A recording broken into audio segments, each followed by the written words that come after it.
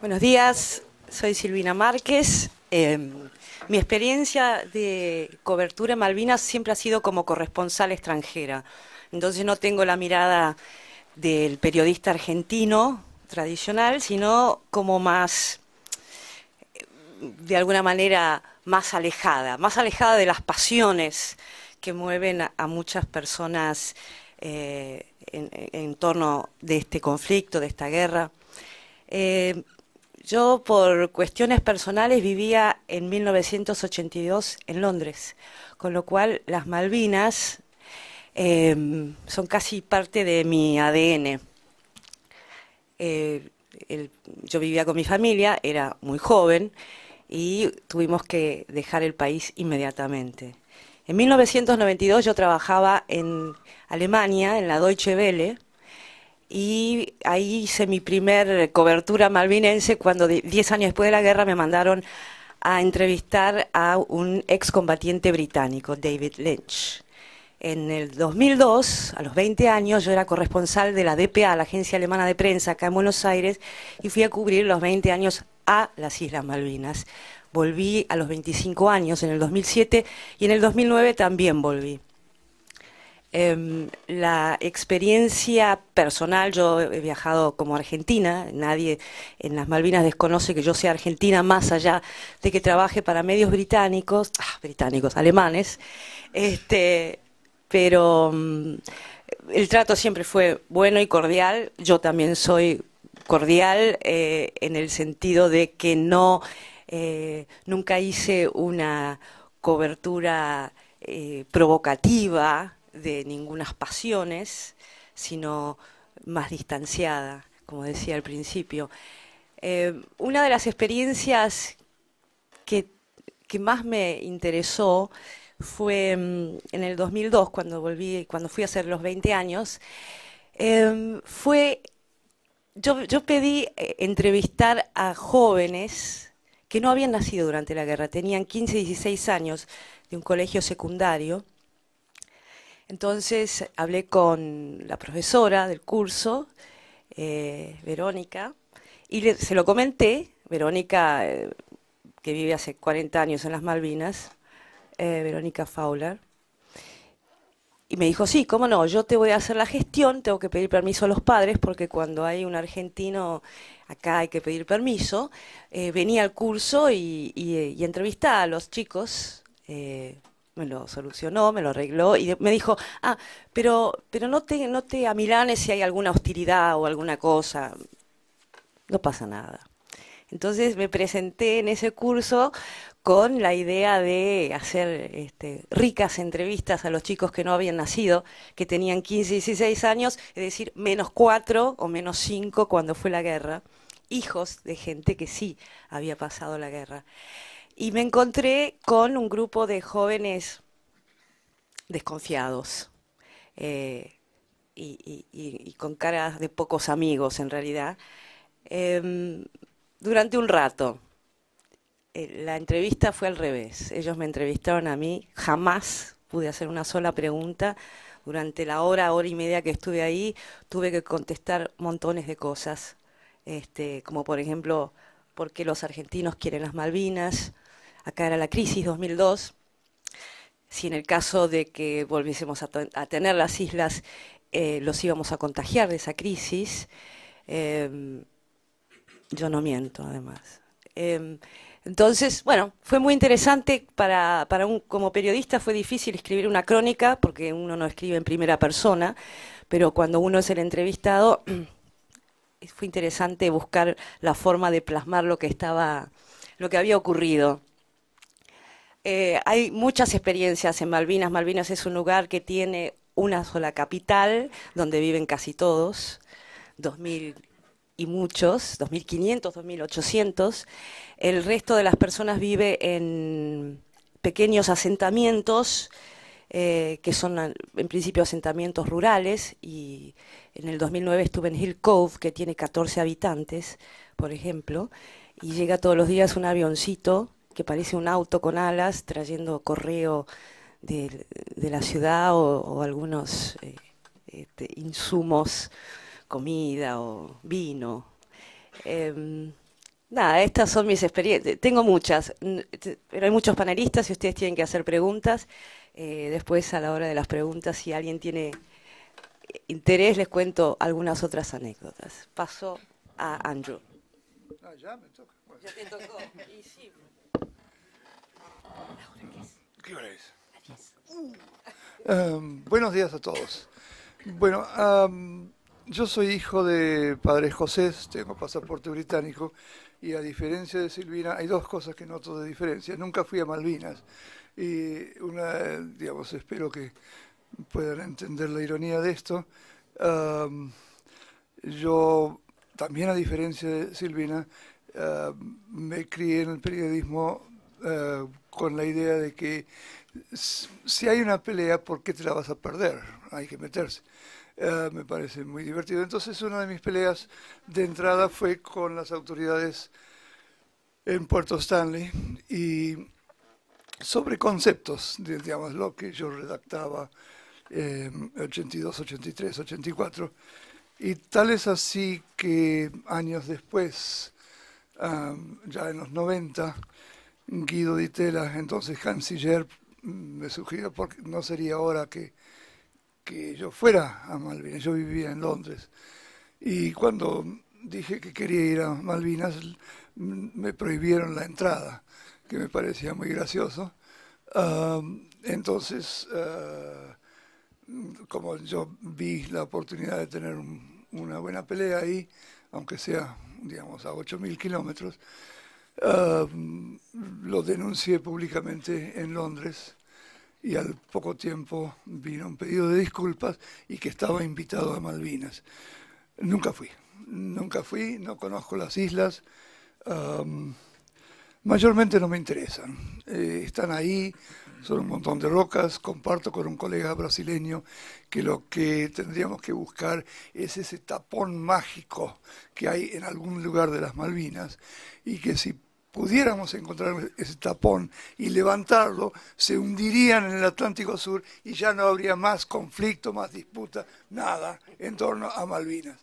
Um, pero también uno de los privilegios de este oficio fue cubrir la guerra, pero desde Buenos Aires y desde Bahía Blanca y Río Gallegos. Yo vivía en Londres. También, debido a ciertas diferencias con las autoridades en el 76, la idea era de que si yo ganaba la discusión, ellos se iban, pero yo perdí la discusión ahí, entonces me fui yo en el 76. Um, y entonces el diario para el cual trabajaba, que es The Guardian, donde pasé 7 años muy lindos de mi vida, um, ellos decidieron la mañana esa del 2 de abril que yo viajara a Buenos Aires y cubriera el conflicto. No sabía en ese momento que había 3 pedidos de captura pendientes, uno en San Martín, uno en San Isidro y uno en la ciudad de Azul. Pero eso tampoco se dieron cuenta ellos acá, porque estaban todos mirando para otro lado. Para mí la guerra de Malvinas fue algo así, lo he dicho muchas veces, algo así como ser muy pequeño y ver el divorcio de mis padres. Hablo del divorcio cuando era una cosa más seria que lo que es ahora, ¿no? Entonces, ver separarse mis dos padres y saber que uno quiere a los dos, pero ya no los va a tener juntos nunca más. Ese es una, un aspecto que fue bastante importante en mi vida, porque yo pertenezco a dos culturas, nací con dos pasaportes y siento enorme orgullo de ser parte de dos culturas. Creo que me he enriquecido enormemente con dos idiomas, dos lecturas, dos vivencias, dos aventuras, siempre, toda la vida. digamos, el producto más evidente que puedo ofrecer de eso es el último libro que publiqué, que es una antología de poetas argentinos en inglés y castellano. Bueno, castellano escribieron ellos, pero yo lo traduje al inglés. Entonces mi producto es una antología poética de casi 70 poetas argentinos en inglés. Lo recomiendo. Este, pero esto hizo que para el diario en Londres fuera el obvio candidato para venir a cubrir el conflicto. Les aclaro que ese viernes 2 de abril yo estaba en mi casa y me llama el jefe del diario y me dice: Andrew, ¿qué estás haciendo? Y yo dije, bueno, qué sé yo estoy escribiendo una nota porque a las 3 de la mañana hoy detuvieron a un filósofo checo en Praga. Y él más o menos, en inglés naturalmente, me dijo: pelotudo, prende la radio. Uh, y la aprendí y me enteré que había un desembarco argentino en Malvinas, entonces me llamó 3 o 4 minutos después y me dijo: ¿escuchaste? Sí. Digo, bueno, tenés un vuelo a las 5 de la tarde y trata de arreglar todo para tomarte ese avión. Entonces, así es como volví a la Argentina.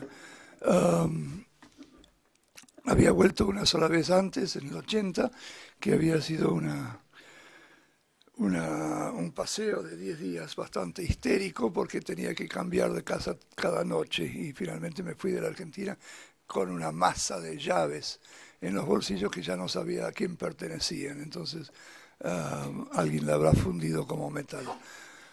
Pero al llegar acá, una de las cosas más interesantes, y esto es lo que creo que en parte hemos sido convocados para decir, era lo increíble que era el periodismo argentino en ese momento. Porque yo, como acabo de decir, volví en el 80 y obviamente vi a mis colegas, amigos en los medios diarios que los había dejado, al fin y al cabo solo había estado afuera del país 4 años. Y era un periodismo apocado, alcahuete, oficialista, por miedo, digamos. Hay que recordar siempre, ustedes son jóvenes, que el miedo no es un crimen, el miedo es una sensación muy respetable. Tener miedo no es ser cagón, es una sensación que hay que saber respetar. Y en el 80 era necesario saber, entender se había desarrollado el miedo en mi oficio desde el 76, cuando salí apurado de Buenos Aires, y cómo se había hasta, digamos, institucionalizado el miedo en el 80. Todo era normal, vivimos muy bien, viajamos a Miami, de M2, todas esas cosas. Se había institucionalizado el miedo y era comprensible. El gremio, el oficio venía de un miedo, digamos, provocado en los años 70, y hablo no solo del 24 de marzo del 76 en adelante, hablo de antes, hablo del 71 en adelante. En el 82 era muy diferente, era una prensa estridente, histérica, gritona, con titulares, digamos, del hurra, hurra, vamos ganando, y este tipo de situación contrastaba. Pero ¿qué pasaba? Era una prensa que no sabía lo que estaba pasando, no sabía para nada lo que estaba pasando. Lo único que en ese momento era más o menos veraz, y esto lo ha dicho Rodolfo Terraño en un ensayo de él, eran los brevísimos comunicados de la Junta o de los, qué sé yo, de los que acompañaban a Leopoldo Fortunato Galtieri, que no le habían tomado toda la etiqueta negra en ese momento, estaban alrededor y todavía estaban suficientemente sobrios como para redactar. Pero los comunicados eran veraces, eran breves, eran telegráficos, no mentían, no decían todo. Y sobre esos comunicados, los 80 generales del ejército, los 30 almirantes y todo eso, ellos construían su propio discurso y naturalmente todos los medios. Entonces, era una sociedad que había pasado del silencio a la estridencia, donde el rumor era la información. Y eso es lo que recuerdo y eso es lo que me queda en la memoria, más que nada. No hablemos del conocido y famosísimo locutor Gómez Fuentes, que era, digamos, algo salido de la Alemania nazi, pero en castellano. Pero todos los medios estaban actuando de la misma forma. Por eso, y digamos, me disculpan si lo digo, digamos, los críticos del gobierno. Por eso, al volver a la Argentina, años después, ya para vivir, ya para instalarme, para mí era por primera vez, y es aún hoy, vivir con libertad de prensa. Claro que tenemos todo el Clarín miente y versus gobierno y todas esas cosas que están de moda en este momento, pero yo nunca, desde los 90 para acá, yo nunca antes había vivido en un estado de libertad de prensa en la Argentina. No le estoy haciendo propaganda a Moreno ni ningún salame ahí adentro, pero era otro ambiente, poder vivir sin estridencia, sin soslayar, decir, si después no le dan la publicidad, sí o no, es otra cosa, pero el periodismo, o si es atacado el redactor, como últimamente Carlos Pañi en La Nación, si después son atacados, es otra cosa, pero el periodismo hoy habla con una apertura que yo nunca viví. Y aclaro que ya que confesó Claudio, yo soy clase 44, así que vengo de bastante antes. Y esa es, digamos, ese es mi recuerdo. Anoche hablábamos con Adriana después de otra función en la que estábamos, que es la presentación del libro de Hernán Dobri, que yo en algún momento con alguien dije, el 2 de abril, cuando yo vi desde el techo, el 10 de abril, perdón, desde el techo de Casa Rosada, con Galtieri en el balcón ahí abajo, me dio la impresión en ese abril de 1982 que la gente pensaba que se terminaba algo y empezaba algo nuevo. El país cambiaba a partir de ese momento. Bueno, no cambió, pero esa era la impresión. Lo que sí hay que tomar es que no cambió a partir de ese 2 de abril, cambió a partir del 14 de junio. Y el país cambió, se renovó, marcó el fin de una dictadura, y no digamos una horrible dictadura, una sangrienta dictadura, una serie de dictaduras que se cambiaban a partir de ese abril, de abril, mayo, junio de 1982. También es la sensación, el recuerdo, lo que me queda de esa época, de cubrir el conflicto y, digamos, comenzar una etapa de nuevas vivencias después. Y para mí, Malvinas no es el combate, si bien también, me repito, Hernán estuvo anoche, pero me repito, hubo familiares de uniforme de ambos lados, familiares distantes, pero había. Entonces la situación se vivía como que había gente del mismo apellido y el mismo nombre de los dos lados. Y se conocieron en Puerto Stanley. Si prefieren Puerto Argentino, usen Puerto Argentino, pero la clase 44 somos más viejos y usamos los nombres viejos. Creo que algo cambió dramáticamente a partir de ahí en la Argentina. Creo que tenemos para estudiar y revisar este muy interesante video, este constructo que se ha hecho ahí. Hay que agregarle el dato que la Argentina todavía, la Argentina del territorio nacional, no sabe lo que es una guerra.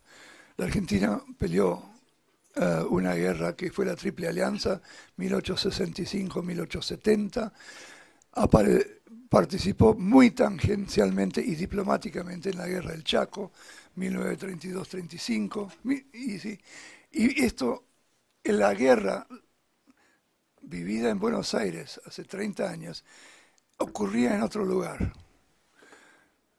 Los favorecidos, creo que en cierta medida de ver eso fue el periodismo hace 30 años.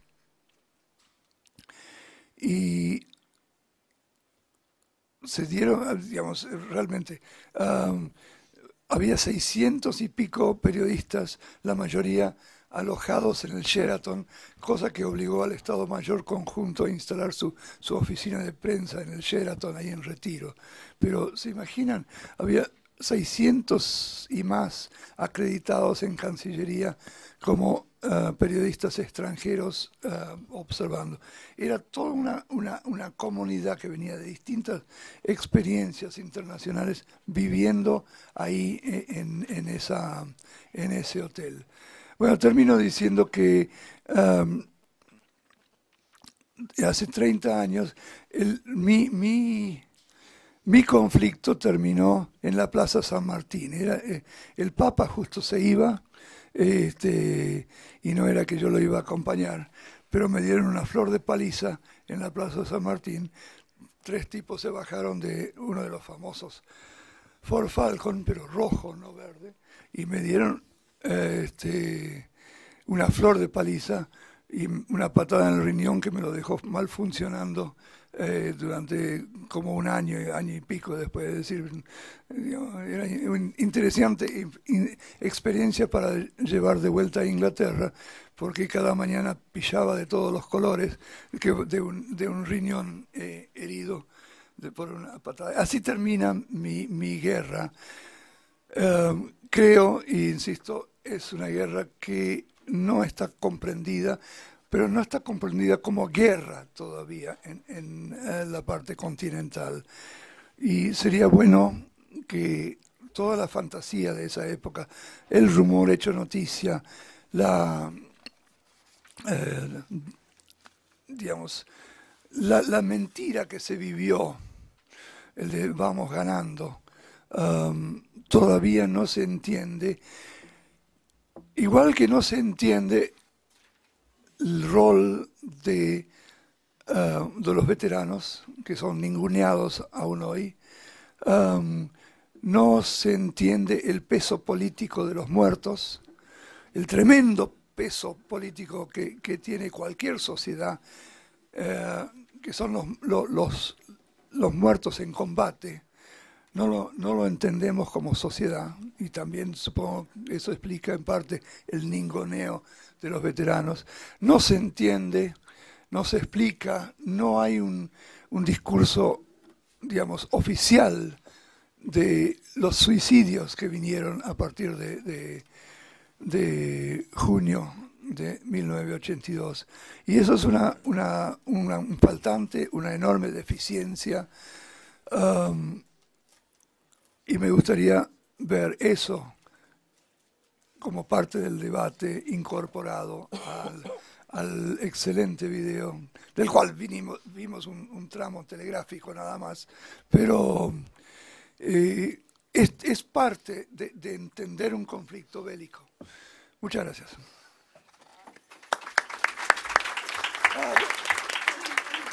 Corté a tiempo, él ya me iba a cortar. Qué inglés que sos, Sandra. Natalia, quiero decirles... ¿Tienes el micrófono de mano?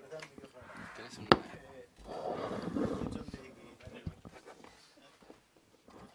Hola. Hola, hola. Sí. Quiero decirles antes de que empiece Natalia que aprovecho la ocasión para decirles que Natalia está presentando su libro Lágrimas de Hielo esta semana. Rodolfo está con un informe especial de Malvinas en el noticiero y Hernán Dobri está con su libro Los Rabinos de Malvina. 3 aportes súper importantes desde perspectivas diferentes para entender lo que pasó y lo que nos sigue pasando con Malvinas. Así que bueno, Natalia. Así mismo. Suficientes experiencias, que no es poco. Bueno, buen día. Seré breve en lo que hace a lo personal porque siento que tengo muchas cosas para decir sobre Malvinas y también quiero ser breve. En lo personal, con Malvinas todo funciona aparentemente como una elipsis porque mi familia, por algún susto político en el año 1979-80 con la dictadura y mi madre que estuvo desaparecida unos días y la logramos recuperar, nos fuimos a vivir a la Patagonia en una suerte de exilio y quema de papeles de aquí de Buenos Aires que no eran ni siquiera comprometidos, pero que podían asustarnos un poco. Hubo que renunciar a ingresos al Buenos Aires, Pellegrini y toda esa historia, y a empezar el secundario 2 años en Trelew. Por lo tanto, tuve muchísimo vínculo con los soldados que eran evacuados a través del colegio, porque en el colegio organizamos uno y otro día festivales y las famosas cartitas, encomiendas y todo tipo de actividad comunitaria de ayuda que muy poco llegó a Malvinas, o todo lo que llegó años después, nos enteramos, estuvo en hangares, galpones y no fueron... no lograron llegar a sus destinatarios, que eran los soldados. Y donde la prensa en ese momento sabemos que fue cómplice, o por lo menos en ese momento era efectivamente el de todos ganamos. Pero ahora hago un paréntesis en relación a lo que quiero decir de la prensa. Yo empiezo, ya volvemos a Buenos Aires tras el fin de la dictadura, y al vincularme a la carrera de periodismo, empezar en el periodismo, ciencias de la comunicación, muy chica, gracias a Daniel Santoro, un gran profesor de la carrera que me conocía, no sé cómo se le ocurre, se acuerda que yo tengo un pasaporte cubano y con ese pasaporte en 1996 me convierto, siendo muy chica, en una periodista que era la primera que pisaba las islas en muchos años. Argentina, ¿no? O sea, yo soy argentina también. En ese año hicimos una excelente, a mi entender, cobertura desde una perspectiva moderna con un fotógrafo, que era ponerles cartelitos a los isleños que dijeran en foto cuál era su sueño. Y era genial, porque ninguno nos dijo no ser argentino, no querer, odiamos a los argentinos. Sus sueños eran humanos, queremos una casa mejor, queremos viajar a Estados Unidos. Eran pequeños cartelitos que fuimos, además viajamos mucho entre las islas, en ese avioncito bimotor del que habla Silvina, que en realidad ahora no es diario, sino hay que esperarlo, por ahí te tenés que quedar un día en el pueblito, así, porque las Malvinas también han sufrido los efectos colaterales de la riqueza, y es que cada vez menos gente quiere vivir en el campo y toda se traslada a Puerto Stanley, para mí, porque Puerto Argentino es el nombre de Leopoldo Fortunato Galtieri, y para los argentinos la capital de Malvinas siempre fue Stanley. En 1982, en abril, se le impone Puerto Argentino a isleños que todo el tiempo pretendemos que ellos se rijan por sus deseos y sus intereses y sean argentinos. Bueno, Stanley para ellos es Stanley. Como ellos respetan San Carlos y todos los nombres españoles que existen desde la colonia, desde el tiempo en que Argentina ejerció por títulos y derecho la posesión del archipiélago, la ocupación británica posterior siguió respetando esa toponimia. Volviendo al tema, el periodismo seguí muy vinculada porque la entrada, el permiso, el pasaporte argentino a partir de los acuerdos de comunicación de Menem y Tony Blair permitieron que viajáramos más fácilmente.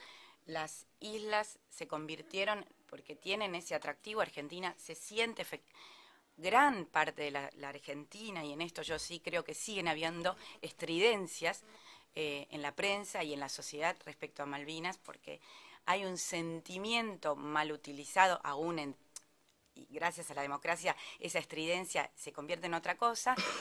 Seguimos sintiendo a la Argentina mutilada sin las Malvinas. Bueno, eso genera para mí una magia, que todo el mundo quiere ir a Malvinas, van periodistas, peregrinaciones de combatientes, turistas por los cruceros. Bueno, muchos argentinos desean estar en las Malvinas. Bueno, los periodistas año a año van a Malvinas, cubren Malvinas, muchas veces seguimos haciendo todas las mismas notas año a año de manera diferente y llegamos aquí a los 30 años.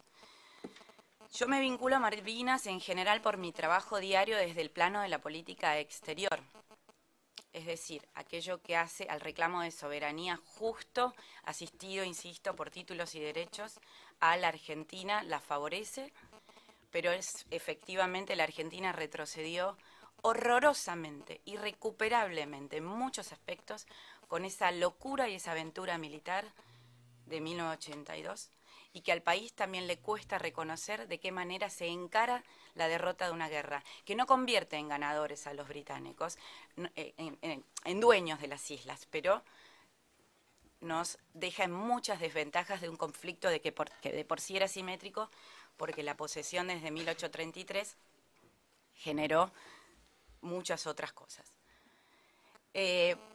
Volviendo a ese plano de la política exterior, hace unos años, unos excombatientes, más bien también Edgardo Esteban, a quien le agradezco mucho, como le agradezco mucho a Andrew Graham Yule, y también a una gran amiga, Carmen de Carlos, española, que está aquí, corresponsal, quienes me vienen internando con ¿por qué no haces un libro? ¿Por qué no haces un libro? ¿Por qué no haces un libro? Y lamentablemente no les agradecí en el libro, me olvidé. Pero y a Daniel Santoro creo que le agradecí porque lo tenía atrás, pero me puse muy nerviosa. De hecho, le dediqué el libro a mis perros y no a mi sobrino. O sea... Rápido, segunda edición, rápido. Tremendo. No, y a Martín Granowski también le debo mucho y no le agradecí porque me ayudó, pero eso después, pero en un supermercado me puse a llorar y dije, ¿qué hago con esto? ¿Cómo lo resuelvo? Lo llamé, él estaba aterrado porque pensé que le quería pedir información sobre Héctor Timerman para criticarlo en Clarín y lo único que le pedía es, ¿cómo empiezo esto? Y me dijo, empecé a hacer una nota grande y convertirlo en un capítulo. Y a partir de ese entonces no pude parar y eso después se los recomiendo a los que estudien periodismo que quieran hacer un libro. Que eso fue genial. A Carmen que me decía que no se te vaya la olla, que no se te vaya la olla. Que era... Pero volviendo a ese tema, hace unos años estos excombatientes, Edgardo y los chicos del CECIM de La Plata, muy activos, aquellos que efectivamente habían publicado el informe Rattenbach hace muchos años, en 1987, y después vuelvo a los medios sobre eso, no me quiero olvidar. Me recriminaron que yo solamente atendiera a la Comisión de Familiares de Caídos, donde, muy honestamente, muchos hacen muy buen trabajo, pero donde también hay gente que tapaba otro reclamo. Por ejemplo, la madre del capitán Giaquino, muy cuestionado hoy, porque además de ser el primer muerto en Malvinas que se merece su lugar destacado, también tiene una causa por presuntas violaciones a los derechos humanos durante la dictadura, siendo oficial. Entonces ahí viene una dicotomía de lo que es también Malvinas, un problema y un largo camino desde el plano de la política exterior en el reclamo con el Reino Unido, pero una deuda enorme en el plano interno, con la sociedad argentina, porque estos soldados de La Plata me reclamaron que no pusiera atención a los excombatientes y a los abusos que muchos venían denunciando, abusos que sufrieron sus compañeros y no precisamente, no necesariamente ellos, que eran chicos de clase media al momento de empezar la guerra y de alguna manera se imponían diferente frente a los superiores aún en la guerra. Y no así pudieron hacerlo quizás los norteños, los correntinos, los chaqueños, muy sufridos, según pude comprobar. Volviendo a este tema, empecé a poner atención en un plano que no puedo escribir demasiado en Clarín porque yo no hago esos temas, eso está más dirigido a la gente que hace Ministerio del Interior y quedaba un bache en el diario, porque al final nadie se ocupaba de eso. Finalmente tengo el gusto de dar la primicia que yo lo venía siguiendo, nadie en el diario tampoco, no lo podía transformar en crónicas, pero sí lo iba acumulando como conocimiento personal, sin frustraciones, o con frustraciones, pero no me servía a mí. Finalmente, en 2008, una jueza de Río Grande determina que son crímenes de lesa humanidad aquellos abusos cometidos, en realidad es sobre un caso, pero esto en la justicia funciona como precedente o caso ejemplar, y finalmente 70 oficiales y suboficiales quedan como imputados y objetos de causa judicial por presuntos crímenes de lesa humanidad en casos de abusos, torturas, muertes de hambre, una muerte dudosa a manos de propia tropa, y todo eso genera lo que termina para mí en un libro que es Lágrimas de Hielo, y que les aconsejo que compren porque me gustaría que la compren, pero compren 2 ejemplares. 2, así se agota y vamos por la 2 y arreglo esto de Graham Mule, pero voy a hacer eso que me dijiste después. Bueno, finalmente eso, además esa noticia gira por el mundo y empieza una larga marcha judicial de idas y contramarchas para lo que es la causa.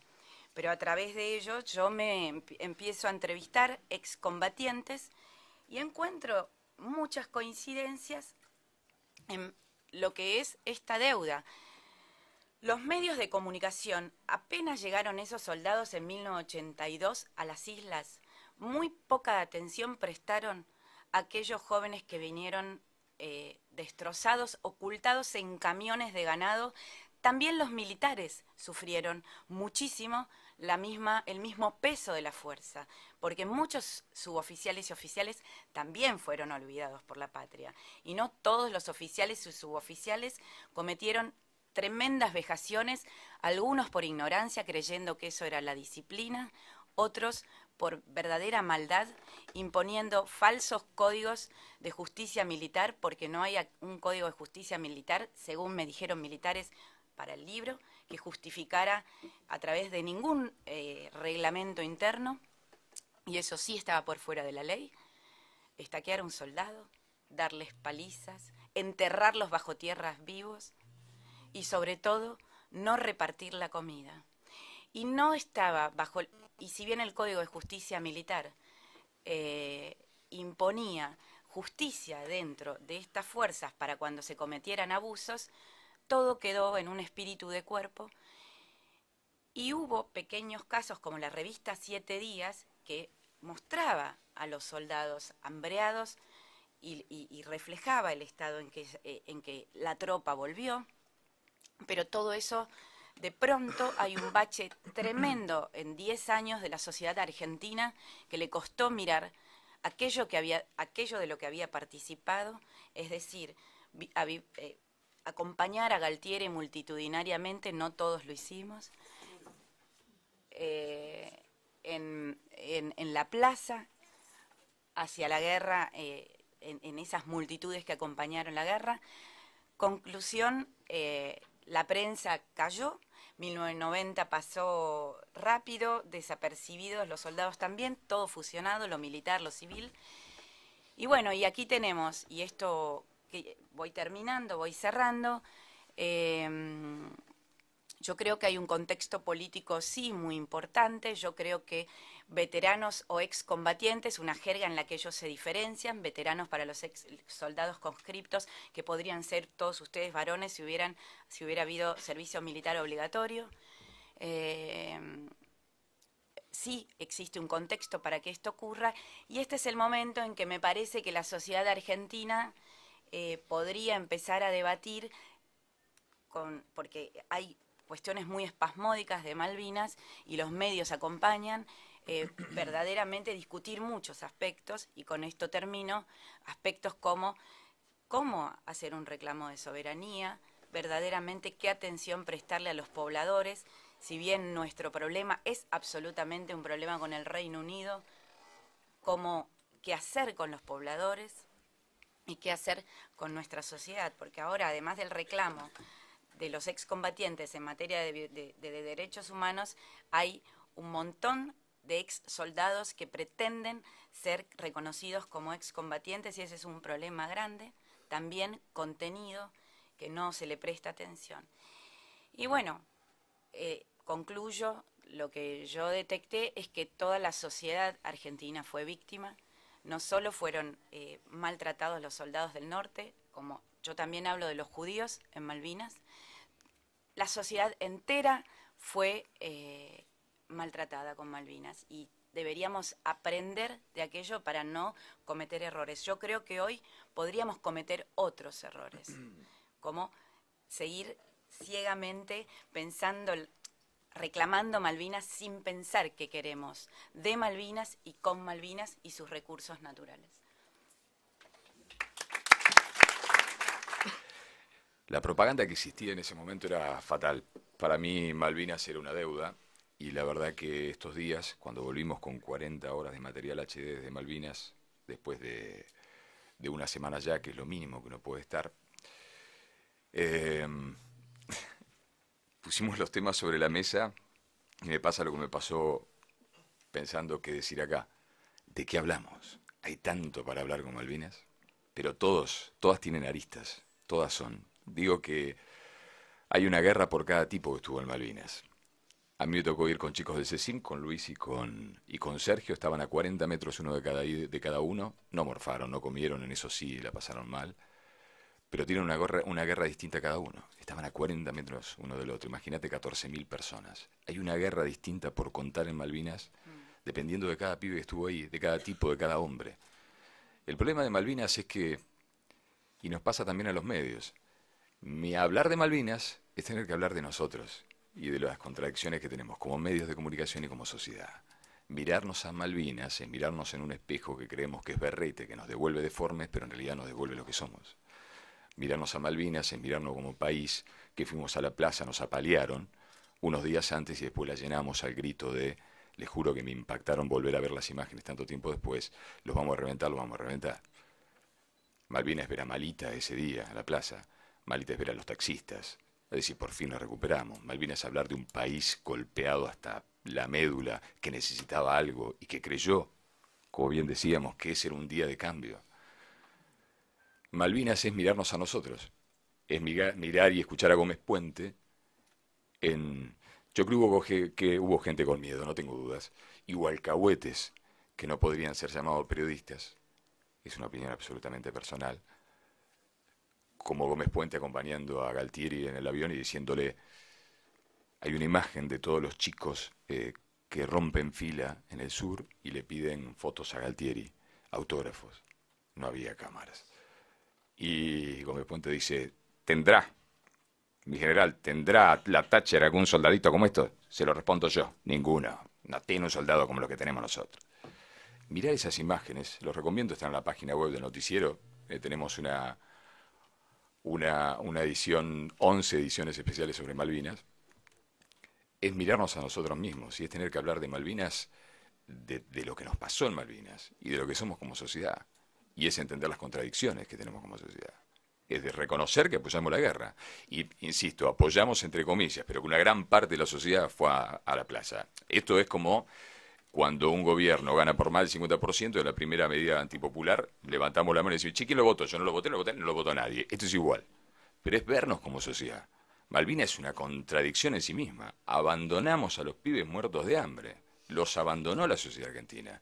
Y tuvimos miedo de hablar sobre Malvinas, porque hablar del legítimo derecho soberano de Argentina sobre las Islas Malvinas, para mí, indiscutible, ¿sí? Soberano, derechos soberanos, más allá de los geográficos. Para mí son los más débiles los geográficos. La historia y la herencia de la España, ¿sí? Lo hacen aún más fuertes.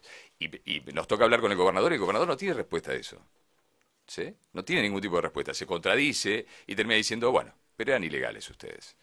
Y la nota arranca diciéndole, con forma muy respetuosa, me tocó en este caso 40 minutos de los más tensos que haya vivido en mi vida, el gobierno de su país, te dice el tipo, y a los 20 minutos está diciendo ustedes, por Argentina. Y esa cosa está permanente. Hay dos partes en Malvinas a la hora de discutir la soberanía, Inglaterra y Argentina. Pero hay una tercera parte, que hasta la ONU la reconoce, que es imposible que no reconozcamos y pensamos de qué manera nos comunicamos, que son quienes viven en Malvinas. No como una tercera parte a la hora de discutir la soberanía, no. Pero comparto lo de Puerto Stanley. ¿Sí? Cartieri le puso Puerto Argentino. Nosotros estuvimos durante todos esos días diciendo los dos nombres. Le puso Puerto Rivero primero. Primero Puerto Rivero, es verdad. Pero hasta discutamos, la historia de Gaucho Rivero es una muy controvertida. la que te ponen en pantalla, y otra la que, las sazonadas militares también fueron una presión de cierta parte del ejército para crear los superhéroes de Malvinas. Y cuando vas a Malvinas con un pibe que no morfó y te dice, loco, me hice el muerto porque si no moría, eso también es Malvinas. Pero vos tenés en los tweets del noticiero que te manda y dice, pero para, Rodolfo, fíjate que están diciendo que pudimos ganar la guerra. ¿Qué guerra? Es decir, que nos pintaron durante mucho tiempo un montón de historias, y meter la mano en Malvinas es meter la mano y el dedo en un montón de cuestiones. Yo brindo, porque los informes del noticiero 30 años después, yo no recuerdo muchos antecedentes que se hayan hecho 11 informes sobre algo que no es actual, 11 informes de 15 minutos sobre algo que tiene 30 años, no lo recuerdo, y eso me hace sentir feliz, porque Malvinas era algo que me quemaba a mí como periodista. Los informes tienen hasta 20 puntos de rating. Son 2 millones de tipos solo en Capital Federal y Gran Buenos Aires. Lo que quiere decir que la gente tiene ganas de hablar de Malvinas, tiene ganas de ver. Y me parece que el rol de los medios hoy debería ser generar un debate serio sobre todas las cuestiones. ¿Hablamos de pasiones? Es que es imposible hablar sin pasión de Malvinas. Y la verdad que para definir una política de Estado que exceda este gobierno, que exceda de verdad este gobierno, no declamatoria. Quienes estuvimos en Malvinas hace unos días, sabemos que cuando la presidenta, y esto no es una crítica, ¿o no? O sí, dijo, y ahora no solo va un avión de Lanción, que van a ir 3, y de Argentina, yo dije, bueno, espero 10 minutos, algunos de los chicos de La Nación o de Clarín que estuvieron en Malvinas llamarán. A la hora el gobernador te dijo, no. ¿Pero por qué? Mala onda. No, si la base militar es parte de lo que es el aeropuerto de Malvinas. Entonces no vas a aterrizar si ellos no quieren que aterrices.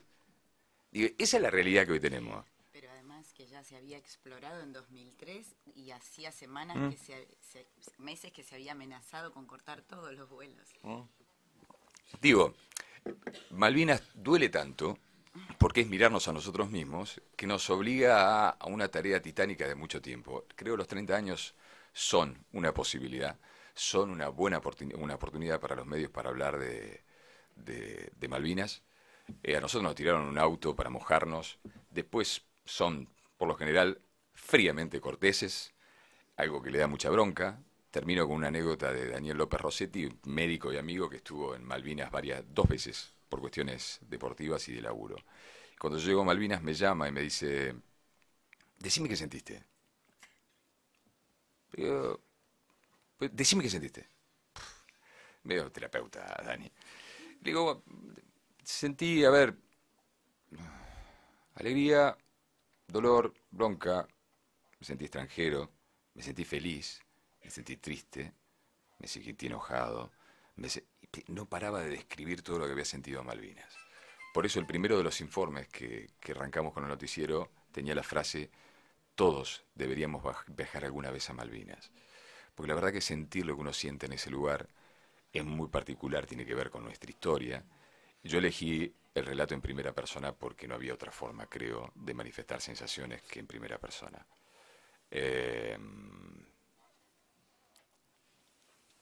Hay mucho más que rocas. Ojalá fueran solo rocas y existiera el tapón. Pero eso es lo que pienso. Gracias.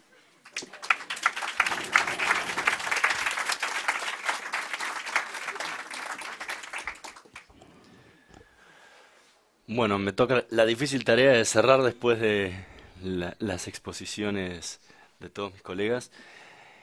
Eh, para mí, uno de los que mejor definió la Guerra de Malvinas fue un comodoro que escribió uno de los mejores libros sobre lo que fue la guerra a nivel militar, que es el comodoro Oscar Moro, que lo llamó Malvinas la guerra inaudita. O sea, Malvinas es una guerra inaudita, es una guerra llena de contradicciones constantes. Todo el tiempo que uno habla de Malvinas se encuentra con una contradicción tras otra. Y quizás eso sea lo más rico para todos nosotros como periodistas, porque no hay un lugar mejor para encontrar algo para investigar que es donde haya alguna contradicción. Yo, bueno, soy el más chico de toda la mesa. Yo tenía 7 años en la guerra de Malvinas. Así que vos por lo menos te acordabas de los cantitos. Yo apenas me acuerdo de que nos pedía, o sea que mi recuerdo de Malvinas es mucho más chico y podría decir que están en un par de cosas, en la marcha de Malvinas y en haber escrito alguna carta o alguna cosa para los soldados. Ahí se termina mi recuerdo de Malvinas del año 82. No tengo más nada. Era un chico de 7 años que empezaba segundo grado y nadie de repente se enteró de esto y ni me acuerdo si alguien me explicó realmente qué era lo que pasaba en Malvinas. Y por otro lado debo ser el periodista más lento de todos, porque el primer día que tomé contacto con lo que terminó siendo mi libro pasaron 98, pasaron 14 años. O sea, de 14 años para poder escribir un libro creo que debe ser un récord en lo que tiene que ver con investigaciones periodísticas. Pero no, ahí tomé contacto con lo que había encontrado de Malvinas y me pareció que era una historia diferente para contar la guerra. Durante estos 30 años se ha hablado muchísimo de Malvinas, se ha escrito muchísimo y hay libros, por ejemplo, y hay temas, por ejemplo, en los que difícilmente creo que se pueda volver a escribir, como el tema de la negociación política, por los libros tan buenos que se escribieron, donde ya no hay mucho más para agregar. Entonces creo que un desafío que nos pasó a muchos de los que escribimos libros este año fue encontrar una vuelta distinta, para no volver a relatar lo mismo, para no volver a relatar las negociaciones internacionales, para no volver a relatar los mismos combates que se habían hablado durante estos 30 años. Y creo que el tema de la parte humana de Malvinas era algo que había quedado muy pendiente. Y la parte humana lo que significaba era darle vida a toda esta gente que había quedado olvidada durante 30 años.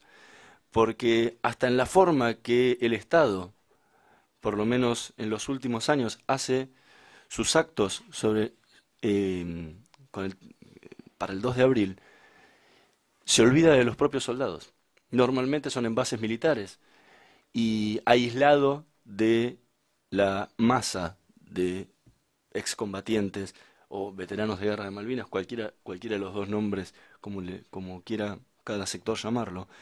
Me parece que es importante, y ese olvido que hubo durante estos 30 años no les permitía a la población conocer muchísimas cosas que habían pasado realmente en Malvinas. Y a mí me pasó algo muy raro, algo que Natalia planteó hace un rato, que era el tema del continente. Mi libro es un libro de una historia de fracaso, ¿sí? Porque los rabinos que tenían que ir a prestarle esta asistencia espiritual, uno de ellos tenía que ir a Malvinas y jamás llegó. Sin embargo, es una historia de éxito para la Argentina, porque entre estas cuestiones que nos quedan por plantearnos, y que Malvinas es un excelente disparador, es que esos rabinos que estuvieron en el sur, con las tropas argentinas que estaban desplegadas en la Patagonia, fueron los primeros y únicos en la historia en haber podido prestar asistencia espiritual en las Fuerzas Armadas, siendo una religión distinta que la católica. Hasta el día de hoy, pleno siglo XXI, con todas las reformas que ha habido en las Fuerzas Armadas, con todos los temas que han tenido que ver con derechos humanos en las Fuerzas Armadas, hasta ahora no ha habido la posibilidad de que un religioso de otra fe que no sea la católica pueda ingresar en las Fuerzas Armadas para prestarle asistencia espiritual a los soldados, a los suboficiales, a los oficiales, a los civiles que trabajan día a día en las fuerzas. Ahí habrá que plantear otro tema, si hay que poner uno de cada fe o sacarlos de toda la fe y que cada uno direccione su culto fuera de los cuarteles. Pero ese es un debate muchísimo más grande que no es el lugar ni el momento. Pero creo que Malvinas permite este disparador, porque esto se logró en Malvinas y se consiguió, y es algo histórico, y algo que, como muchas cosas de Malvinas, quedaron olvidadas. Y ahí me pasó poder entrevistar, el grueso de mis entrevistados son del continente, porque el grueso de mi historia estaba en el continente, pero yo no podía explicar la necesidad de un rabino, la necesidad de un asistente espiritual, alguien que pudiera ayudar a esos soldados a atravesar el momento terrible que estaban viviendo.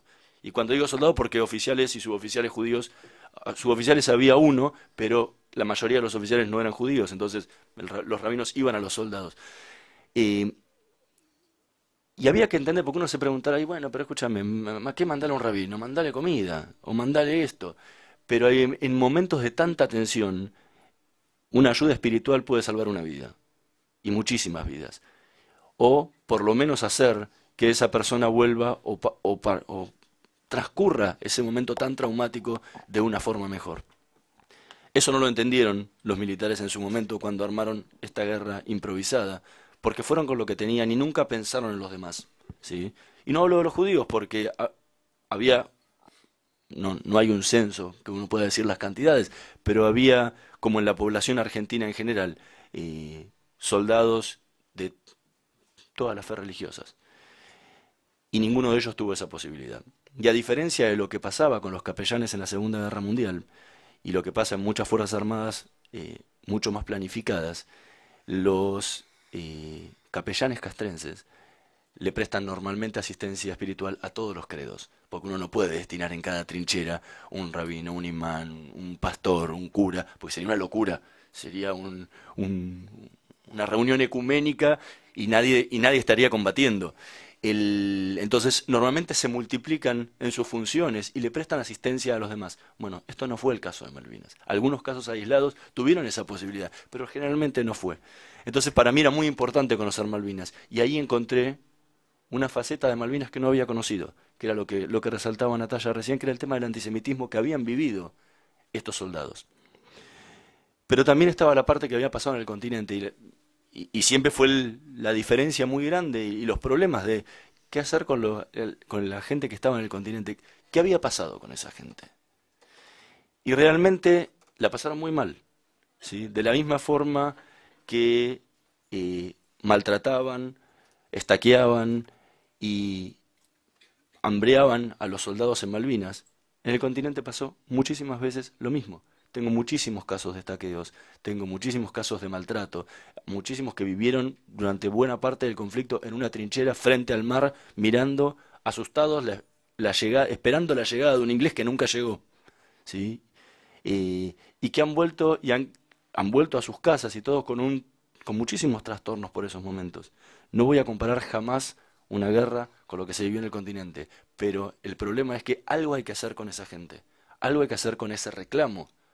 ¿Qué? No lo sé. Eso lo tendrán que decidir las autoridades y poder canalizar de alguna forma. Pero no puede seguir, no puede quedar la guerra como algo inconcluso. Y la experiencia de los rabinos lo prueban. Ellos pudieron estar en contacto en ese momento y poderle prestar asistencia espiritual a esa gente. Y ahí es donde se plantea, ayer se planteaba una cuestión en la presentación del libro, de si era necesario prepararse y tener asistencia espiritual para prepararse para una guerra.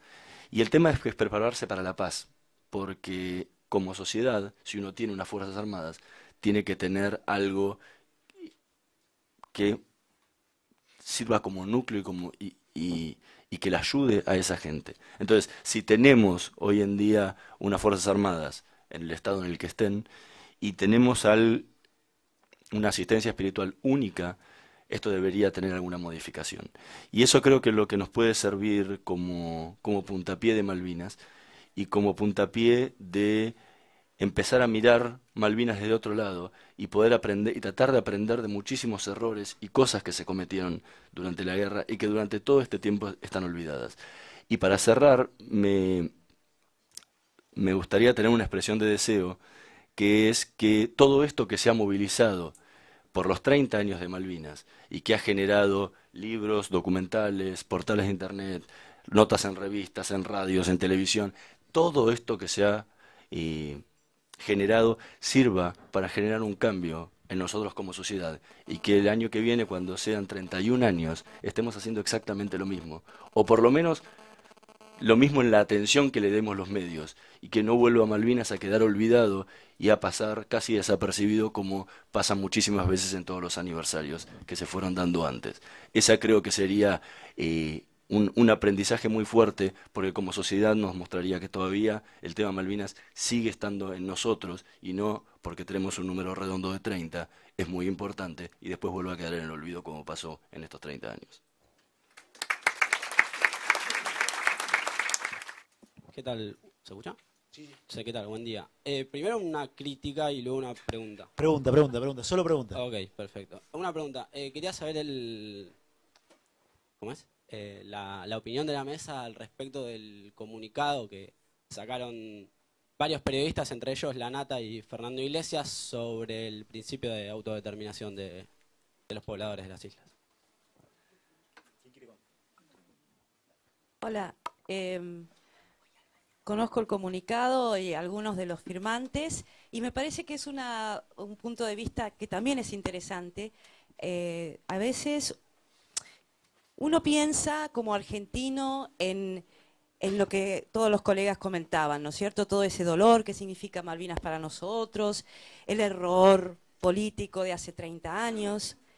Pero por otra parte, también es verdad que la utilización política de Malvinas siempre está a la orden del día. Es muy fácil conmover a los argentinos con el reclamo de soberanía y a veces no se profundiza más que eso. Yo creo que estos 17 intelectuales lo que hicieron fue darle esa mirada de tratar de verlo también desde el lugar del que allá vive. Yo creo que el que vive Malvinas, y siempre lo digo, y son menos de 3.000 personas, deben tener un susto tremendo viviendo enfrente de un país con 40 millones de personas que desean recuperar las islas, y no estoy cuestionando los motivos ni diciendo que no está justificado, pero lo desean tan fervientemente y tan ciegamente en algunos casos, porque hay manipulaciones políticas para eso.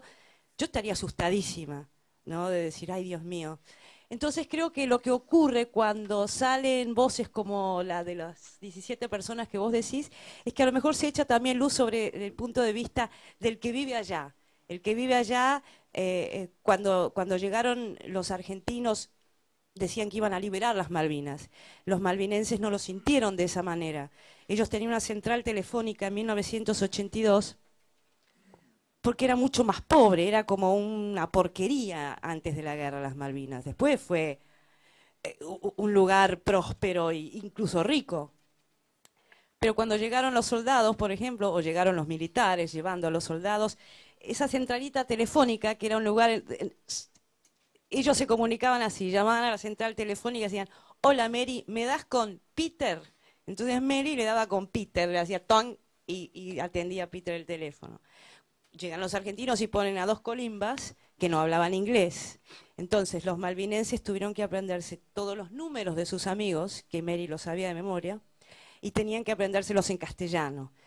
Eso no era una liberación, tampoco fue una liberación para ellos los 110 detenidos durante 5 semanas en el asentamiento de Goose Green, por órdenes de los militares argentinos que estuvieron metidos en un galpón. Entonces yo creo que la mirada de estas personas, de estos 17 intelectuales respecto de que también hay que atender lo que piensa el que vive allá, yo la veo bien. Me parece una de las posturas que también tendríamos que evaluar cuando evaluamos el tema Malvinas. No solo desde la pasión enceguecida, sino también desde un lugar más reflexivo. Podés o no estar de acuerdo con ellos, podés o no estar de acuerdo con esas personas incluso, y cada uno tiene el derecho de opinar como le parezca, pero me parece una mirada atendible y yo saludo que haya gente que también la exponga, más allá de que se expone a toda suerte de críticas.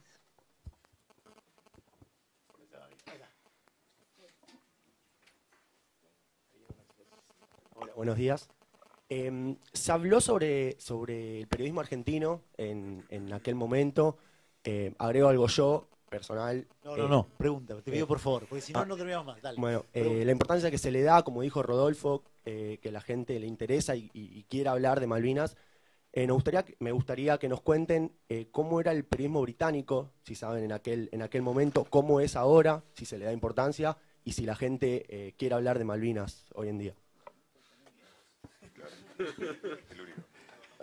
La prensa británica estaba dividida entre lo que yo llamaría la prensa guerrera, es decir, reflejando una prensa de una sociedad guerrera, el Daily Telegraph, Daily Express, Daily Mail, de derecha pro gobierno, parte de la BBC calificada por Margaret Thatcher como traidores, The Guardian, para el cual yo trabajé, también acusada de traidor por no apoyar la causa thatcheriana en ese momento, así que estaba, y el Daily Mirror de siempre laborista, muy crítico del gobierno. Por otra parte, todos, o la mayoría recordará, y por eso lo menciono aparte, el diario The Sun, que tabloide del señor Rupert Murdoch, que es conocido, recordado por sus titulares, que como periodismo creo que era genial, pero como, digamos, mal gusto también era extremo, de celebrar el hundimiento del acorazado Belgrano y pegar con títulos muy breves, muy fuertes, muy contundentes. Entonces era un periodismo muy dividido y no voy a abundar en más detalles que eso, pero se puede hablar en otro momento. Pero eso creo que describe también una sociedad donde no se tolera que se imponga una idea uniforme a todos. ¿Qué pasa hoy? Perdón. ¿Qué pasa hoy? Y si la gente quiere escuchar hablar de Malvinas. Lo que tenemos hoy es lo que ha sido difundido bastante en Buenos Aires, que era el sondeo de opinión del Daily Telegraph, conservador, a favor del gobierno de Cameron, por ende. Hay que tener en cuenta que un sondeo de opinión responde a un momento. Mi opinión de ese sondeo es que no es indicativo de lo que puede o no hacer el gobierno, sino que es un sector tomado como ejemplo, como testigo o lo que sea, donde están diciéndole a su gobierno: mire, a nosotros nos importan 3 pingüinos las islas, déjense de joder con esto, dediquémonos a otra cosa.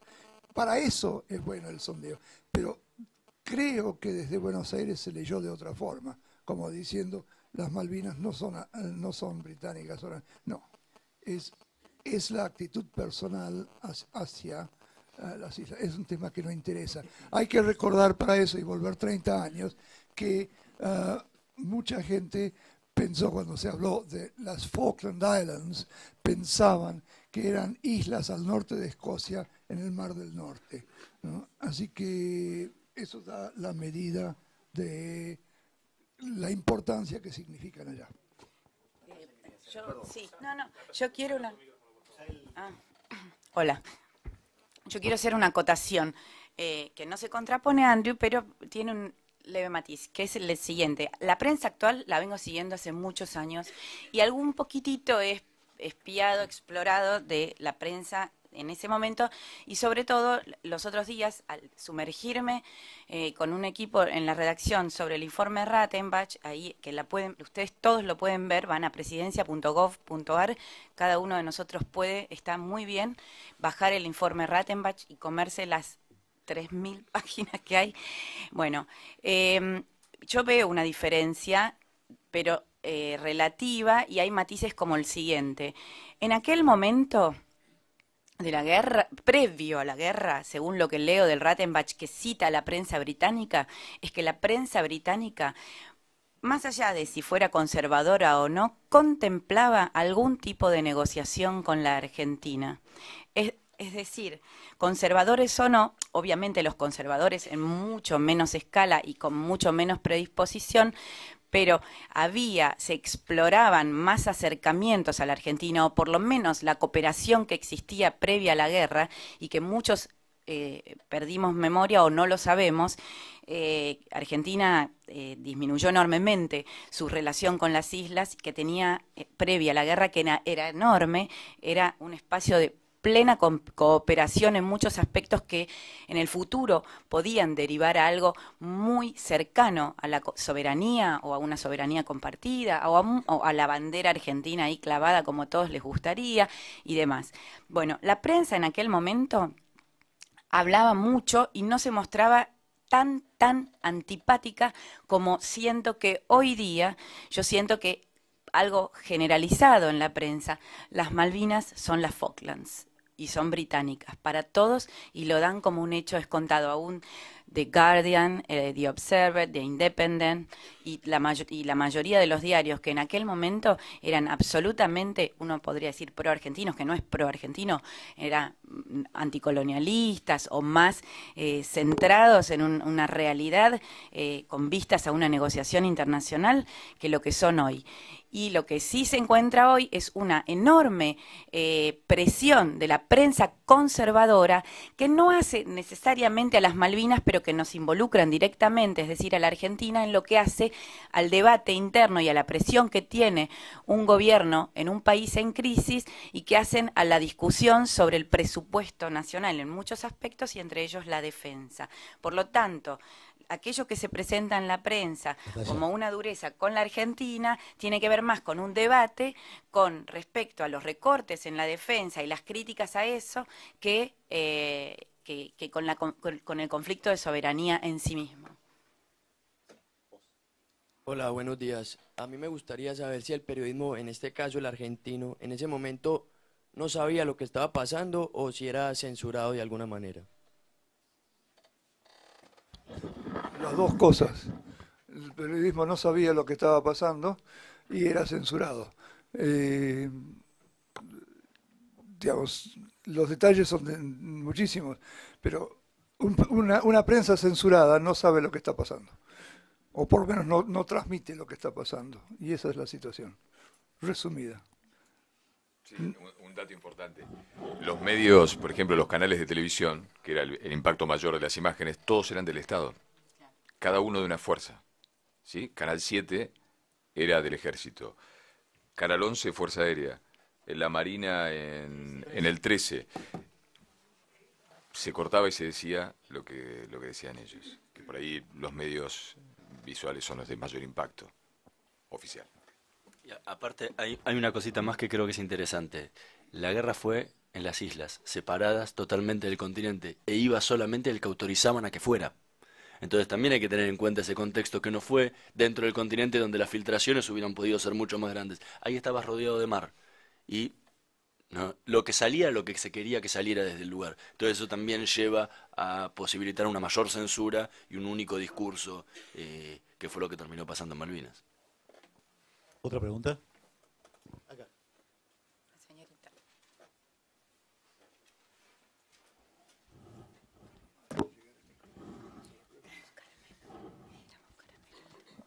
Hola. Mi pregunta es, antes, con la dictadura, la prensa censurada, la gente no tenía la información y opinaba por lo que veía. Ahora que como empezó de nuevo esto del reclamo, hay películas que nombran Malvinas, la presidenta hace discursos con la bandera atrás, con Malvinas. ¿Consideran que ahora es como responsabilidad del periodismo y la prensa informar lo suficiente como para que no empiece esto de que la población quiere reclamar sin estar informada? Porque yo siento que en la tele o por la calle empieza de nuevo esto de Malvinas es Argentina, Malvinas es Argentinas, y no se está hablando, bueno, sí, se está hablando en los medios, pero en la calle no se habla mucho de la guerra anterior, sino de nuevo reclamo. No, los ingleses se piensan que son argentinos. ¿Consideran que la prensa tiene que responsabilizarse y tomar eso como para informar? A ver, a mí sí, pero tiene que ver con el oportunismo. Él dijo algo muy importante, son 30 años. Yo le digo y le respondo a él que en una semana nadie va a hablar de Malvinas. Y que los informes yo creo que el viernes que viene, el martes, miércoles ya nadie habla. Y que y además no vamos a poder hablar, por ejemplo, de la tele, ¿sí? En la tele hay mucho mercado en la tele. Si no te ven no podés hablar. ¿Sí? La gente te dice, vos hace mucho que no hablas de tal caso. Y cuando vos pones el caso no lo mira nadie. Es una contradicción muy fuerte. No tengo dudas. Por eso digo que nosotros los medios tenemos la responsabilidad de generar un debate de fondo. Y cuando alguien te dice, che, no hay duda que son Argentina. Pero ¿sabés por qué? Hace una cosa, preguntá en tu casa o a tu grupo de amigos por qué cree que son argentinas. Y si están acá nomás, adentro de la plataforma. No, bueno, pará.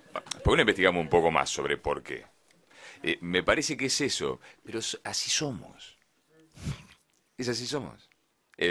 Malvinas duele tanto, que acá enjuiciamos a los militares y digo, me parece que Malvinas lo que hay que es leer bien sabiamente el pasado para pensar en el futuro. Pero hay que mirar ahora, en el presente, Malvinas, a los habitantes y ver qué hacemos. ¿Sí? Si la conquista es social, si la conquista es económica. Malvinas tiene un ingreso per cápita de $64.000 por habitante. Es el cuarto país en el mundo. Nos están amenazando, dice el legislador. Yo lo miro y le digo, cuarto país en el mundo, 17.000, 14.700 es en Argentina, es más de 4 veces más.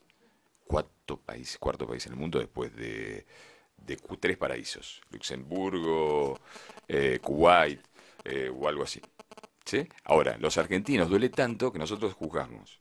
¿Sí? Insisto, no es quedarnos en el pasado, si no analizamos el pasado difícilmente podemos hablar del futuro. Los crímenes de lesa humanidad, la desaparición de personas, la tortura, los asesinatos, la desaparición de chicos, la supresión de identidad. No jugamos Malvinas. La democracia nunca jugó Malvinas. La locura de esos pibes muertos en Malvinas. El hambre, las estaqueadas. Está aprobado. ¿Por qué? Porque Malvinas es eso. Nos obliga a meternos y mirarnos en el espejo y lo que vemos no nos gusta. No nos gusta. Ni a la sociedad ni a los medios. Me parece que hiciste una excelente pregunta. Ustedes no habían nacido durante la guerra y lo que dice Rodolfo es cierto, hay toda una carga sentimental gigantesca, pero somos periodistas, ustedes son futuros periodistas, es fundamental investigar, es fundamental que sepamos todo lo que se pueda. Sí, en la cuestión Malvinas hay 2 campanas, la argentina y la británica. La tercera campana, que para mí es fundamental, que es la malvinense, a nadie le importa. Muy bien, son pocas personas. Pero por lo menos investigar todo lo que se pueda de los 2 lados, mantener la cabeza fría es fundamental, porque si no se evalúan las cosas muy mal. Todos tenemos sentimientos y pasiones, porque somos humanos, pero además, como periodistas, tenemos también la responsabilidad de desprendernos brevemente de esas pasiones humanas y volcarlas a la pasión periodística, que significa investigar, hablar, cuestionar. Y me parece fundamental lo que vos preguntás y lo que vos señalás. Creo que no, que en la Argentina los medios no profundizan el debate. O se hace desde un lado muy argentino, faltan las otras campanas. Ayer hablaba con una amiga mía de Londres que me llamó por teléfono y le pregunté, me dijo, acá a nadie le importa un pito en las Malvinas. Y es verdad, los ingleses tienen crisis, tienen no sé cuál, están en otra, están muy lejos las Malvinas y es muy lejos la historia de Malvinas además. Natalia no está Yo de acuerdo. disiento totalmente. Sí, muy breve. No. Aquí se más cerca. Yo disiento completamente y... Traigan las cámaras que hacemos un debate acá. No, porque, muy brevemente, no, en serio, trato de sintetizar 3 o 4 ideas. O sea, el documento de los intelectuales, entre los que hay personas brillantes como Beatriz Sarlo, Romero, Vicente Palermo, periodistas que yo admiro, como La Nata, no desde el plano empresarial, pero sí desde el periodístico, al que adoro, buenísimo. Todo ese documento tiene, para mí adolece de alguna sugerencia del plano de política exterior, pero no fue la intención de ellos. Pero no sé si estoy de acuerdo con la autodeterminación que proponen, pero igualmente sí abre un enorme debate y muy interesante como el que plantean Sarlo, Palermo y Romero, que es basta de la patria malvinera. Basta. Esto de arengar como en un partido de fútbol que las Malvinas son argentinas. Pero atención, y es ahí donde diciendo con Silvina, que atención, la Argentina cambia de política exterior o de políticas de Estado, y no es solo Malvinas, cada 10 años aproximadamente. Hay ciclos y periodos. Y esto, más allá de que debamos tender puentes con los isleños, atender el reclamo, pero el interés de los isleños, el deseo de ellos es solo ser británicos. ¿Qué quiero decir con esto? El Reino Unido no es, o sea, que su amiga que vive en Londres y que no tiene la más remota idea, bueno, que es periodista o lo que fuere, no le importan qué son las Malvinas. No quita que el Reino Unido como país tiene una larga tradición de política exterior y una larga estrategia montada no solo en las Malvinas, sino en el Atlántico Sur, con respecto a las islas del Atlántico Sur, con respecto a la Antártida, que nos lleva años luz, y que sobre eso Argentina debería mantener un permanente reclamo, a mi entender, porque sí le corresponden por títulos y derechos las islas. Esto puede significar muchas otras formas de tenencia de las islas. De censura. Breve, pero quiero decir que a los ingleses de Londres no les interesen las Malvinas, no quiere decir que los británicos no tengan montado un brutal esquema de dominación, presencia futura sobre las Islas Malvinas, las Georgias, las Sandwich. Por algo se ha creado el área, este millón de áreas, por algo han presentado, tienen intereses tremendos sobre el Atlántico Sur. 100 kilómetros cuadrados tiene la base. Y que viene un reclamo pronto, futuro, de las grandes potencias que van a tener, que tiene que ver con la Antártida, no con las Malvinas. Así que atención con esto de también tender puentes con los isleños. ¿Qué quiere decir eso? Esto no debería para mí significar ser flojos en el reclamo. Te apagamos el micrófono. 2 preguntas. Quedan 2. Vos y Jaime. Y ya. No nos da el tiempo. Dale. Yo quería consultar por un tema que me parece que excede el aniversario, que es algo que vemos habitualmente, que es el reclamo de estas personas que acampan en Plaza de Mayo y que hacen habitualmente cortes. Quería preguntarle su opinión respecto de la falta de solución de este reclamo y también de la responsabilidad como periodistas más allá de la cobertura de un corte de un día de la 9 de julio o de esas historias de estas personas que bueno, ustedes tienen un conocimiento más acabado, ¿no? Del rol que tuvieron en cada uno de esos, en ese periodo, ¿no? Tenía otra pregunta más, ¿no? Bueno, esa sola entonces. Eso es un agujero negro muy grande. Y acá entran a correr 2 problemas grandes que tienen que ver el reconocimiento, la asistencia y el dinero. ¿Sí? Ser veterano de guerra de Malvinas es cobrar una pensión. ¿Sí? Entonces, en ese punto tengo personalmente mis serias dudas que el Estado alguna vez afloje, porque son miles y miles. Y hay un problema más grande todavía, que no existen casi padrones de quiénes son realmente todos los que fueron a Malvinas movilizados. Entonces, es algo que es muy difícil que se logre materializar de alguna forma. Pero algo hay que hacer. O sea, algo hay que hacer como padrones de los que fueron a Malvinas de los que fueron movilizados a la Patagonia, disculpa. Gracias por corregirme. Es muy difícil saber eso. Y el tema es que algo tienen que hacer.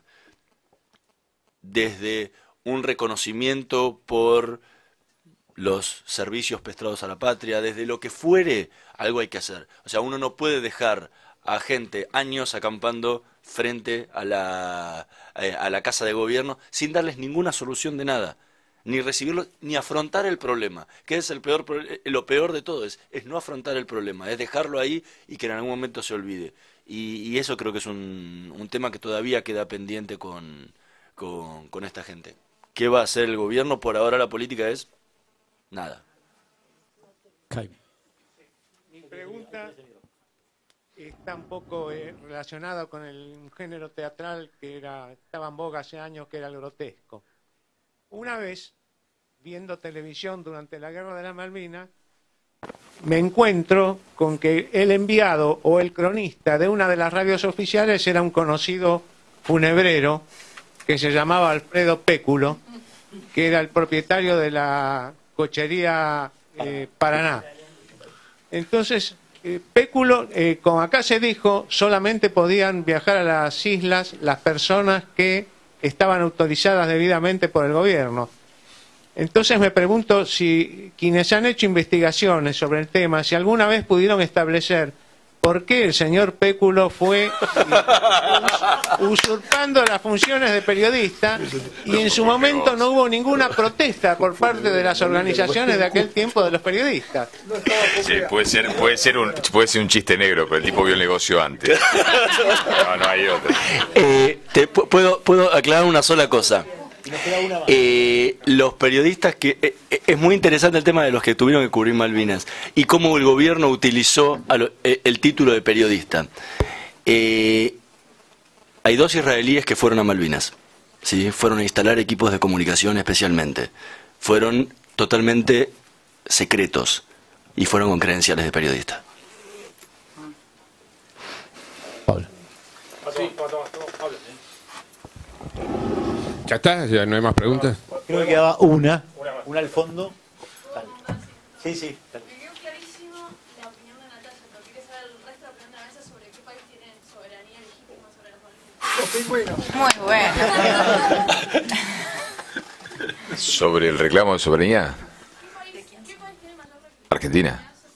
No tengo dudas sobre por lo menos lo que hasta ahora he estudiado, más allá de todas las contradicciones. Hablemos de Rosas y podemos discutir hasta mañana de lo que hizo Rosas o no. Pero a ver, un poco lo que decía Natalia, si la política es la de Di Tella o es la de nuestro actual canciller. Argentina no ha mantenido después de la guerra una coherencia de política exterior, ¿sí? Y no ven absolutamente nada, pero con Malvinas hay una frase que me queda. Pobres esos tipos, 3.140, viendo un país enorme al lado y pensando que con ansia deseamos esas Malvinas, ¿no? Vos es que vos tenés la sensación en más de una ocasión de que realmente tienen miedo. Y se siente un marín con 18 años en el y le pregunta a Sergio Sánchez, un pibe que es bibliotecario, tenía 20 años, dice, la pregunta es buenísima, ¿tú tienes temor de que Argentina vuelva a atacar? ¿Tienes temor? Le dice a él, al conscripto argentino, ¿no? Y él es el que quiere salir viviendo Malvinas. Pero también ves la base militar, los 3.000 tipos de lo que no hablan, los 100 kilómetros cuadrados de la base, y no tengo dudas que esa base está ahí como base de la OTAN, por las guerras que fueron, por las prácticas que hicieron para gran parte de lo que desplegaron en Europa, y por las guerras que vendrán. Eso sí es realmente un problema serio, más allá del reclamo soberano, de que esté acá nomás. Las tropas que están en Afganistán del Reino Unido entrenan en Malvinas, ahí, con tiros reales, clima hostil real, campo abierto, no las molesta nadie, pueden matar sin querer ovejas que no los van a enjuiciar. Verdaderamente un excelente campo de entrenamiento. Pero hay que decir que eso está en el 83. Claro. Sí, no, la base fue una no, pero el tamaño es mayo de tremendo. 1985. Pero se empezó a construir exactamente en junio de 1982. Bueno, la soberanía es un tema que está en discusión, si no, no habría las discusiones que hay. Argentina tiene un reclamo territorial que es legítimo. Gran Bretaña tiene el de ocupación, que tiene su legitimidad. Esto no tiene nada que ver con toda la base militar que está montada ahí, que los colegas tienen absoluta razón y que es otro debate. Estaba solamente consultando lo de la soberanía. Entiendo que hay que discutirlo. Hay un reclamo ante Naciones Unidas que es permanente y se seguirá. Y qué sé yo. Hay gente que dice, bueno, pero si solo por plataforma continental, entonces Bélgica es británico, ¿viste? O Gran Bretaña tiene que ser de Dinamarca. ¿Por qué no? Hay solo dos gobiernos, seré lo más rápido posible.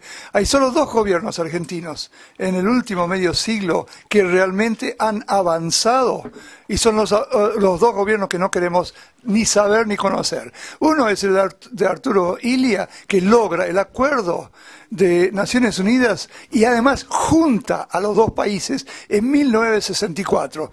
Después lo echamos como un perro en el 66. Ese es el segundo mayor avance que ha habido en medio siglo de juntar los dos países, es del gobierno Menem y del canciller Di Tella. Es una negociación de larguísimo tiempo. Los árboles no se plantan para vivir la sombra la semana que viene, sino para que nuestros nietos tengan la sombra. No se puede lograr un arreglo para satisfacer la reelección o reelección de Cristina Kirchner. Esto es un problema que se demora en 2 generaciones, porque ya pasó una, la de ustedes, que hay que poder negociar de nuevo. Se perdió una generación con el desembarco de 1982. La negociación va para largo. Toca a ustedes, además. Sí, arréglense. Bueno, exactamente eso. O sea, los reclamos muestran que la soberanía le corresponde a Argentina, pero es algo demasiado complejo y como dijeron todos, el tema de las partes hay que tenerlas muy contempladas y qué es la sensación de esa gente que vive ahí, ¿no? Qué es lo que realmente hay que hacer y cómo hacerlo. Y lo más importante es que nos tenemos que sentar todos a negociar, todas las partes. Si no, va a ser imposible que alguna vez haya alguna solución sobre el tema Malvinas. Pablo. Yo, bueno... Creo que te conocen acá. Quiero agradecerles, cerrar esto y hacer abuso de micrófono por anfitrión. Así que quiero hacer un comentario. Pero primero quería decir que un genio el que hizo este panel, me parece, que es Andrés D'Alessandro. Que no es un genio, sabíamos, pero este panel le salió bárbaro. Ha sido armado. Yo lo seguiría escuchando por lo menos un par de horas más, pero ahora viene acá en esta sala un debate más excitante, que es sobre erotismo en el arte, por eso es más excitante. Sí, se pueden quedar si quieren. Yo quería solamente hacer un comentario sobre un tema crucial. ¿Cuántos son alumnos de periodismo acá? Levanten la mano, por favor. La gran mayoría, bueno. Que quería hacer un comentario sobre uno de los temas que se tocaron. Me parece que hay como 10 temas, 15 temas, todos muy interesantes. Hay uno que es cómo era el periodismo en Malvinas. Y de las razones que se dieron en el panel sobre el tema de la censura, la autocensura, la falta de información, yo sumaría uno más que se mencionó acá en algún momento, que es la locura de la sociedad argentina, que eso a los que no lo vivieron, que son todos ustedes, los chicos me refiero, yo tampoco había nacido en la guerra, pero en la Segunda Guerra Mundial no había nacido, en la Malvinas ya estaba. A los que no lo vivieron les cuesta quizás entender el estado de locura que se desató el 2 de abril en la Argentina. Fue una cosa absolutamente delirante, tremendamente omnipresente, que estaba en todos los rincones, y frente a lo cual era muy difícil para cualquier medio de prensa, hubiera sido muy difícil para cualquier medio, decir algo disonante, no ya del discurso del Estado, del discurso de Galtieri, sino de la locura colectiva. Entonces creo que este es un dato también que forma parte de eso y que es medio difícil de entender. O sea, el problema no era Gómez Fuentes hundiendo barcos ingleses por televisión, que era grotesco, que era francamente grotesco, y se daban cuenta hasta los más fanáticos de eso. El problema era el clima colectivo, tampoco era el Estado imponiendo la censura, que por otra parte en una guerra está más disfrazada de legítima la censura, ¿no? Cuando hay una guerra. que la primera víctima es la verdad, en una guerra siempre se dice eso. Sino que el clima de locura era una cosa muy avasallante. Yo tuve una suerte muy excepcional. Yo trabajaba en un diario en ese momento, que era el diario vespertino La Razón, y fui beneficiario de una cláusula de conciencia tácita. La cláusula de conciencia no existe en la Argentina, FOPEA está ahora propiciándola, pero el director del diario, que era Félix Laíño, uno de los últimos caudillos de la prensa argentina, sabía que yo tenía una posición, yo tenía 27 años, una cosa así, pero sabía que, o yo se lo habría dicho, no sé, pero él sabía que mi posición era antimilitar y anti-Malvinas y antiguerra y todo eso, sin ser ningún militante destacado ni nada. Y entonces lo que hizo Laíño fue congelarme por 3 meses. Yo durante 3 meses en el diario no hice nada, absolutamente nada. Estuve sentado en un diario bastante promilitar en general y proguerra como todos los diarios. Ahí todos los diarios batieron el parche de la guerra al unísono, todos tenían la bandera argentina en la tapa todos los días. Es decir, hicieron todo lo que el régimen esperaba que los diarios hicieran. Pero quiero decir que había como refugios o formas de no hacer cosas indignas. No todos los periodistas que trabajaban en esa época hicieron cosas indignas a la manera de Gómez Fuentes. No se queden con esa idea. Gómez Fuentes fue como un extremo del fanatismo, era como la corporización de lo más brutal del régimen.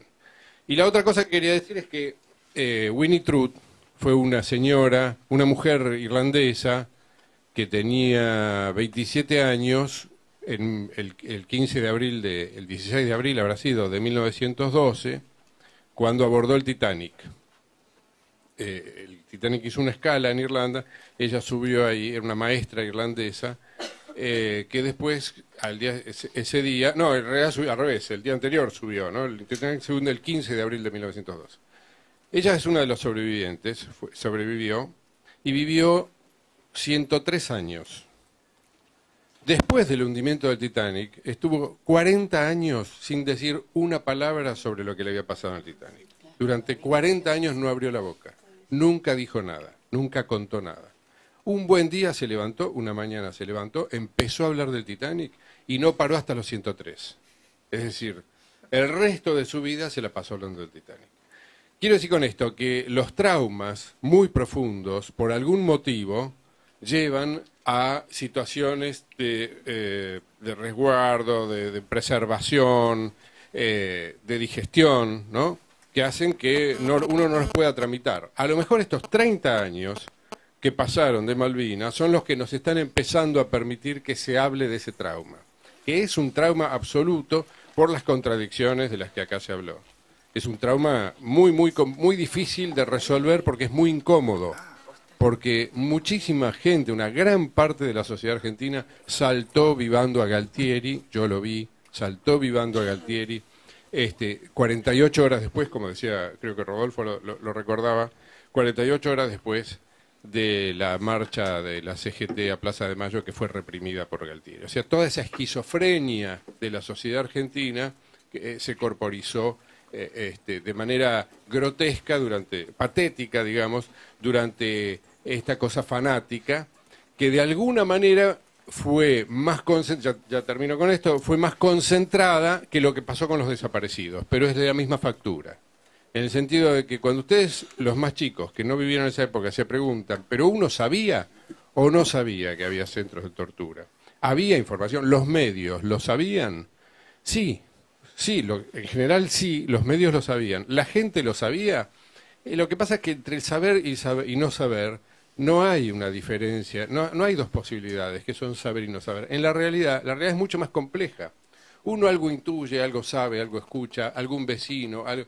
No es cierto que la sociedad argentina no sabía nada de los centros de tortura. Se sabía. Y del mismo modo, no es cierto que la sociedad argentina no sabía las barbaridades que se estaban haciendo en Malvinas, y el hecho de que se habían llevado chicos de Formosa y de Chaco a temperaturas de 15 grados bajo cero sin ningún abrigo y sin darles de comer. Esto trascendía, más o menos se sabía, se intuía, se notaba. ¿Por qué no se decía? Porque toda la sociedad entró en un estado de locura y de seguidismo a Galtieri, que cuesta entenderlo para quien no lo vivió, pero que lamentablemente fue lo que pasó. Bueno, digerir ese trauma no es tarea muy fácil. Muchísimas gracias realmente en nombre de la universidad y de FOPEA por este panel de lujo, estuvo muy interesante.